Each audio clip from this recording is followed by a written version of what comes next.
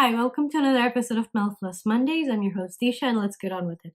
So today I wanted to discuss several topics, but the one that interested me the most was the topic of YouTubers and in general just social media influencers.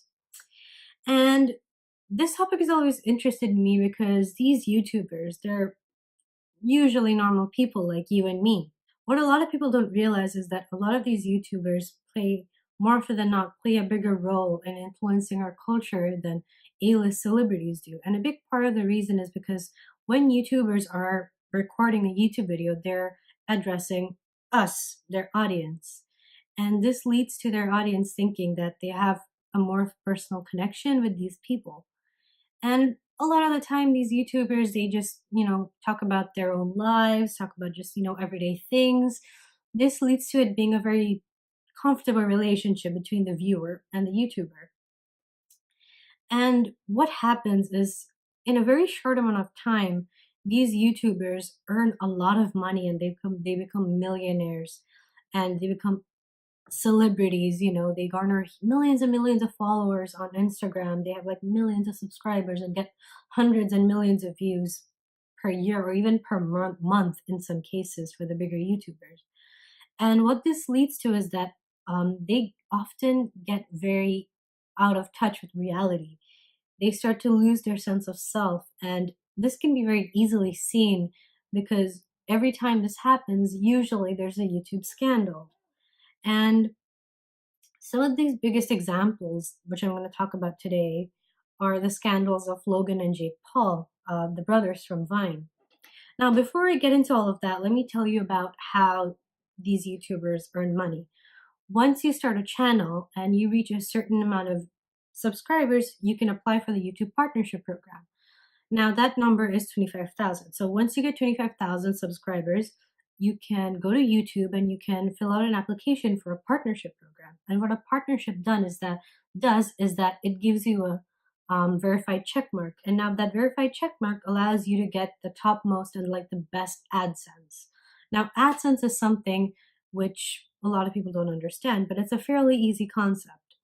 Now, once you become verified, and even before that, you can let ads play on your videos, right? You have the option to either monetize your video or not monetize your video. Now, once you do monetize your video, you can choose how many ads you want to play throughout the video.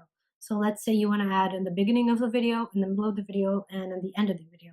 Now, if viewers watch the video, watch the ads, click on the video, per click and per view, you get money. That's what AdSense is. Now, once you apply for a partnership program and YouTube accepts you, which they accept everybody who has like 25,000 subscribers, but once they do accept you, you begin to get the very best AdSense. And you can earn a lot of money per video. In a lot of cases, you can earn hundreds and thousands of dollars per video, you know? And now, once these young YouTubers have this premier ad, another thing they can do is that they can sign up with a company. And now these media companies are called MSNs. They're basically social networks. And they have a huge group of YouTubers under them who work with them. Now, what an MSN does is that per video, per month, it collects all of your AdSense and it stores it for you. And at the end of the month, they take a small portion of your AdSense and give the rest to the YouTubers. And with MSNs, a lot of YouTubers have more chance to get promoted better. They have more chances in the entertainment business with book deals and movie deals and whatnot. They're basically kind of like your manager, right? And what happens is that in a very short amount of time, these YouTubers get very popular and garner a huge amount of following and make millions and millions of dollars. And since these people are like you and me to begin with, most of them were not very privileged or were not rich. A lot of the time, it makes these YouTubers lose their touch with reality because they're getting so much money, they're getting so many followers in such a short amount of time that it inflates their ego. And this can be seen through the various scandals that happen throughout YouTube history. And an interesting thing I noticed is that a lot of these huge scandals are only happening after the new wave of YouTubers come. And this is because a lot of the way the YouTube environment is and the way culture is, YouTube is such a big deal now that a lot of people want to start YouTube channels for the sole amount of getting rich or for the sole amount of getting all these opportunities that these YouTubers do. And once they do get it, again, it inflates their ego. Now, the two YouTubers that I'm going to talk about now who are notorious for having huge egos are Jake and Logan Paul. Now, these brothers, they had a privileged chance in YouTube to begin with. They were Viners, and they were very popular Viners, and the very top Viners. And once Vine shut down, they transitioned onto YouTube like a lot of Viners did to keep their careers alive. And they're vloggers, right? And they vlog their daily lives, but the way they make it interesting, at least for their viewers, is that they do outrageous things and crazy things every single day. And this garners a lot of young viewers because young people like seeing insane things happening.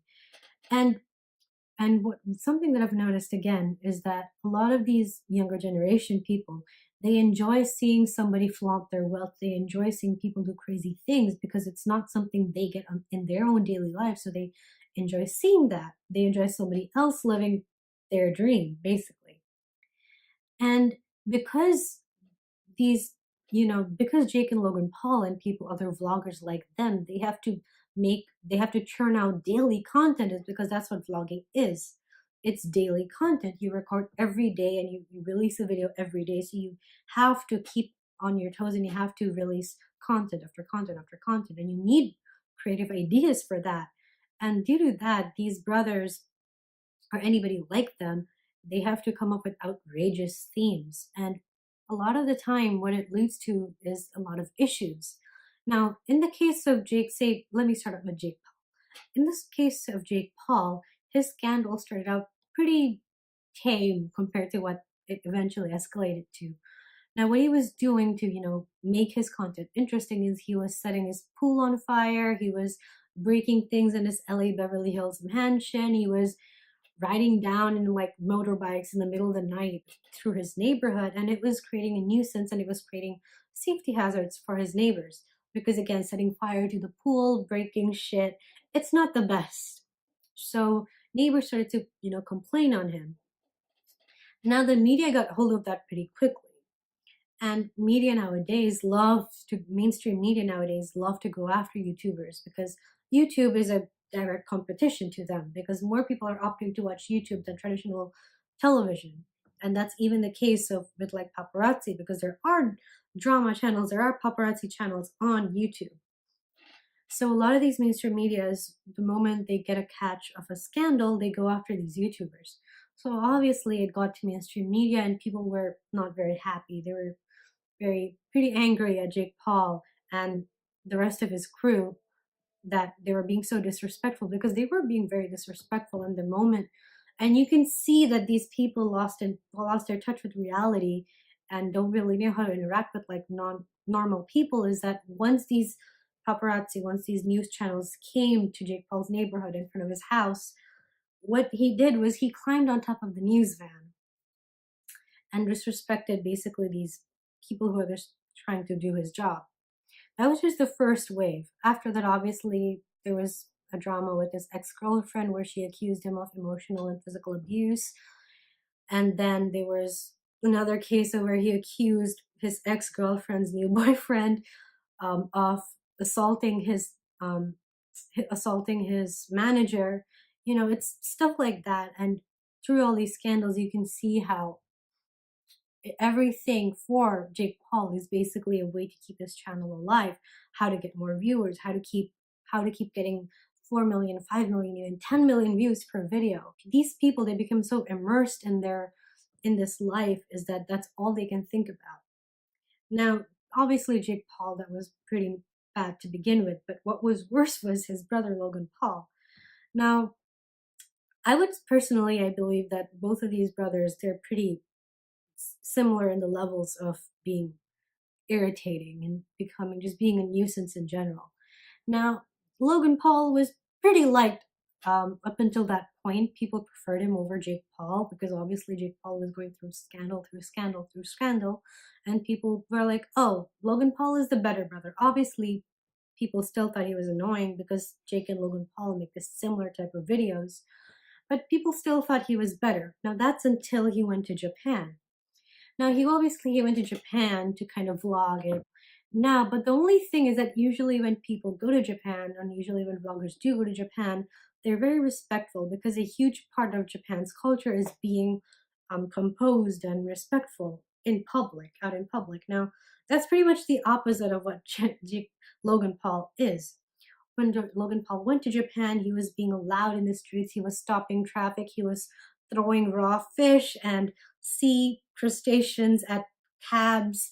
He was throwing huge pokeballs at just passing pedestrians. He was being disrespectful in their temples, not letting people pray and just being loud and just being, in general, just being a public nuisance. And people were very angry at that because obviously, when you do go to a country, you have to respect this culture. You have to respect its culture. And people thought it was horrendous that he was doing all of this really kind of racist and kind of basically disrespectful things to these people to just get new vlog material. But even then, it didn't cross a line. However, when it crossed into more of a serious territory is when he went to the infamous suicide forest in by the foothill of Fuji. Now that forest is called Ahokigahara Forest, and it's notorious. It's a notorious spot where a lot of people go to commit suicide, and there are tens and maybe even hundreds of people who go to Ahokigahara every year to basically commit suicide. Now it's known that Japan has one of the highest suicide rates in the world, and um, that's mainly the reason why it's so notorious in Japan. And obviously, it's a very sensitive topic. It's a topic you should approach with respect, and what you should do your research before going to a place like that. And now, a lot of the hype around Ahokigahara is because Hollywood somehow turned it into like this creepy place when that's not the case at all. You know, throughout Ahokigahara, you will see all these boards and texts telling people to kind of turn back and that their life is, important, and then they give suicide hotline numbers. Now, when Logan Paul went into this place, he didn't show any of that. His whole attitude was, "Oh, this is so creepy and such a creepy place." And while vlogging, unfortunately, very unfortunately, he came across a body that was hanging on a tree, and it was someone who had very recently, most likely that morning, committed suicide. And instead of shutting down the camera, going away, telling his viewers that this is what happened, we cannot show this to you, we're sorry, suicide is a serious topic. If you're dealing with mental health issues, please call people, please talk to somebody. Instead of doing that, he recorded the body. Him and his friends started to laugh, and they turned it into this huge spectacle. And once once they left that place, he tried to pull it off as like, "Oh, suicide is serious, go talk to somebody." He did say that, but at the very end of that, he plugged his merch. He's like, "Go buy my merch." And if you had watched the intro of that video, what he did was that he was like, "Hey, viewers, I am making YouTube history. Probably nobody has ever done this before." And it was just generally just horrible. It infuriated me, and as it should make anybody mad. Um, and obviously, like, he blurred out the body, but that doesn't make it better. He had the body in the thumbnail, even though it was blurred out. It's still disrespectful because that was a human being that you're using as a prop to get more views. He was thinking that he was making YouTube history and that he was going to get tens and millions of views, and people are going to be like, "Oh my God, that's crazy." And that's basically why I'm mentioning this, is because through acts like this, horrendous acts like that, what he did and what Jake Paul did with, everything, is that you can see that these people, they lose in touch with reality. They don't understand what reality is before. They don't know how to interact with normal human beings before, because for Logan Paul and Jake Paul, they will try and get as many outrageous things as possible to garner more viewers, to get more money, because Jake and Logan Paul are like multi-millionaires now. They're as rich as your favorite actors. They earn a lot of money because they have such a huge following. And what's concerning to me the most is that most of these vloggers, their general audience are very young people and very impressionable young people. And these young kids, people who are like 8 to maybe 15, 16, they look up to Jake and Logan Paul. And once Jake and Logan Paul do atrocious acts like this, it's having a terrible influence on these kids. And now, from what I noticed during the scandal, what I remember the most is how a large portion of their viewers were defending Jake and Logan Paul. Obviously, like these kids' favorite um, idols, But it's so concerning is because these kids at such a young age, when they're so easily influenced, if they're seeing things like that, and if they're seeing their idols, people who they look up to, if they see these people acting this outrageously, they're going to think that's okay. And a lot of times these YouTubers like Jake and Logan Paul, they either don't admit it or they don't want to admit that they have power over their audience and they have power over how much they influence these kids. And a lot of the times they don't understand that they have the power to affect how these kids think, how they behave, what's their outlook on life is. Because much like people idolizing certain singers, certain actors, or writers, a lot of these kids, favorite person in the world, or somebody they want to be like, somebody they want to aspire to be like. And a huge portion of this is because, again, they lose in touch with reality. Everything for them becomes money and views because that's how they feel powerful. That's how they, try to make their lives as luxurious as possible. And they think that the only way they can do this is through showing outrageous things.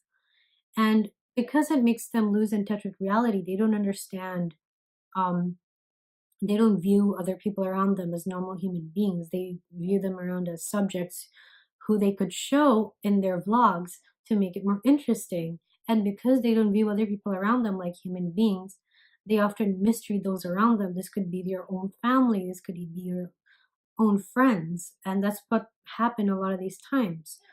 A lot of the original Jake Paul's Team 10's crew, they left. Same thing with Logan Paul,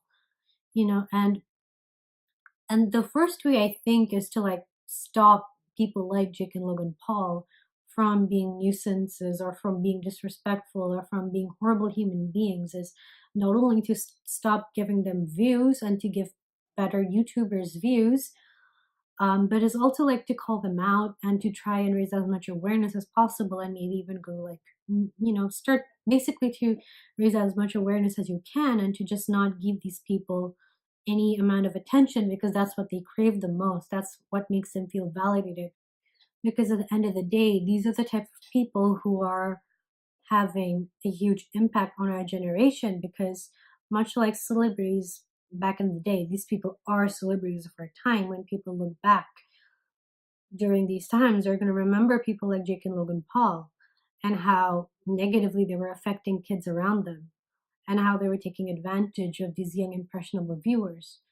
And I think that we should stop giving people like this platform. I think we should stop making people like that famous because a lot of these new wave of YouTubers, they're very much like Jake and Logan Paul. They're creating terrible content, offensive content, and they shouldn't be able to do that, especially when it pertains to serious topics as abuse and mental health issues. And and I think that's why you should stop watching people like them and and monitor what young kids, your young siblings or your son and daughter, you should monitor what they're watching and put a stop to it or maybe give them better people to watch. And that's basically what I wanted to talk about today. And as much as like lighthearted as I was in the beginning of the video, because all these serious topics came up, I'm going to end it on a serious note and say that um,